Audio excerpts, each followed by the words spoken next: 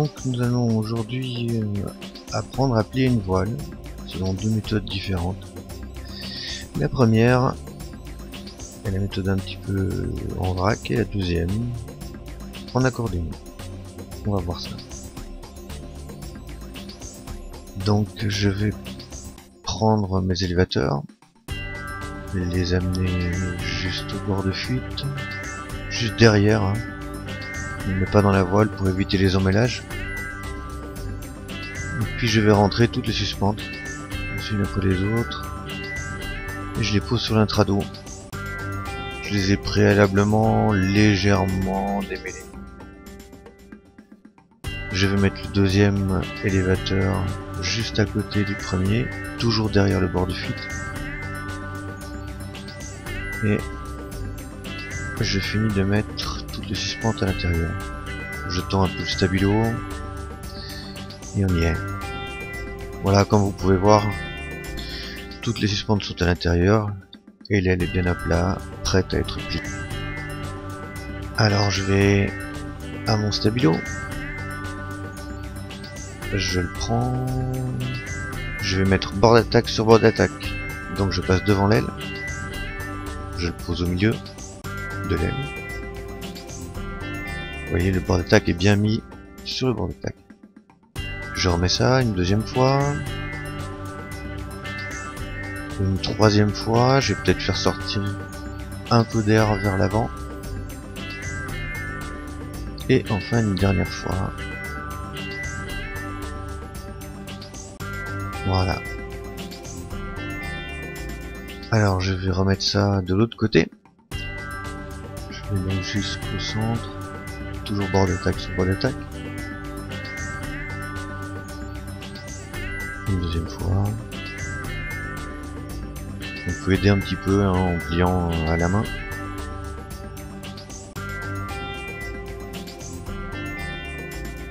N'oubliez pas que l'air ne peut sortir que par le haut, donc il faut la chasser du bord de fuite vers le bord d'attaque. On va la plier une dernière fois.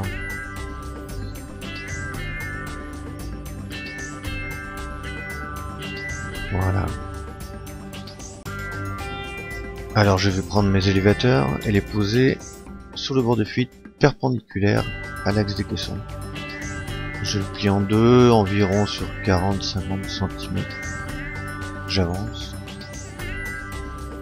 Vous voyez que je vide bien l'air en même temps. Et je vais m'arrêter là. La partie de l'aile qui vole, c'est la partie avant, celle qui reste, qui est pas pliée. Alors je vais la protéger. Je vais la plier en deux. Tous les joncs sont tendus, je les plie pas. Et je vais simplement finir par-dessus cette partie que je viens de replier. Donc je finis sur le bord d'attaque plié sur lui-même. Alors cette deuxième méthode que j'ai nommée accordéon, c'est ce qu'on préconise pour faire durer une aile dans le temps. Les caissons sont les uns sur les autres et donc se protègent. On fait très peu de plis dans l'aile. Enfin c'est la méthode qui semblerait être la meilleure pour faire durer une aile. Voilà. Alors on va commencer exactement comme l'autre méthode. On met les élévateurs au bord de fuite, légèrement derrière, et on rentre toutes les suspentes sur l'intrado.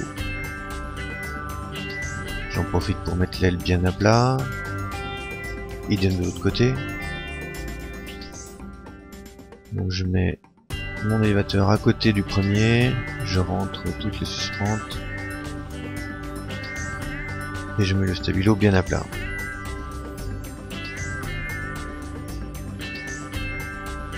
Voilà, on va pouvoir plier l'aile maintenant. Alors je vais faire des accordéons de manière un peu grossière jusqu'au milieu de l'aile. Voilà.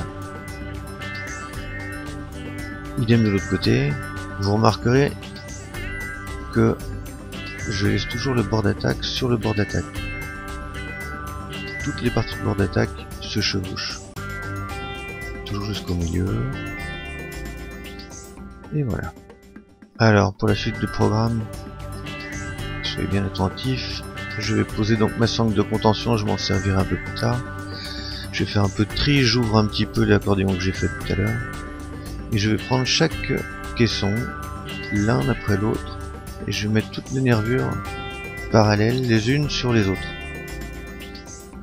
Alors comme ça ressemble pas vraiment à grand chose, mais vous allez voir qu'à la fin, ça fait un joli pliage, bord d'attaque sur bord d'attaque. Voilà, regardez. Donc je vais faire la même chose de l'autre côté. On voit mieux là, je prends pas les nervures. Vous voyez, je prends chaque fois le tissu d'intrado et d'extrado, de manière à ce qu'il soit bien à plat, bien plié. On arrive à la fin. Et voilà. Voilà, je vais m'occuper maintenant du bord de fuite. Je fais des petits accordéons en remontant vers le bord d'attaque. Je fais attention à pas détruire le travail que j'ai fait en haut, que ça reste bien plié. Le deuxième côté, pareil. C'est pas très important là, on essaye que ce soit le plus plat possible, mais ça doit pas être super bien plié. Alors je vais plier un côté sur l'autre, en maintenant bien mon bord d'attaque. Voilà. Et je vais aller poser tout ça sur la sangle de contention, afin qu'une fois fermée, elle maintienne le bord d'attaque en place. Voilà, maintenant je vais m'occuper du reste de la voile en partant du bord de fuite. Je vais la plier en deux. Et je fais bien rentrer tout le tissu à l'intérieur en chassant l'air vers le haut. On est presque. Et voilà. Et j'ai plus qu'à retirer ma sangle de contention. Il ne me reste plus qu'à plier comme tout à l'heure en posant mes élévateurs perpendiculaires à l'axe des caissons. Toujours 30 ou 40 cm. Et toujours pas tout à fait jusqu'au bout. Je maintiens avec le genou et je vais plier le bord d'attaque sur lui-même, comme tout à l'heure.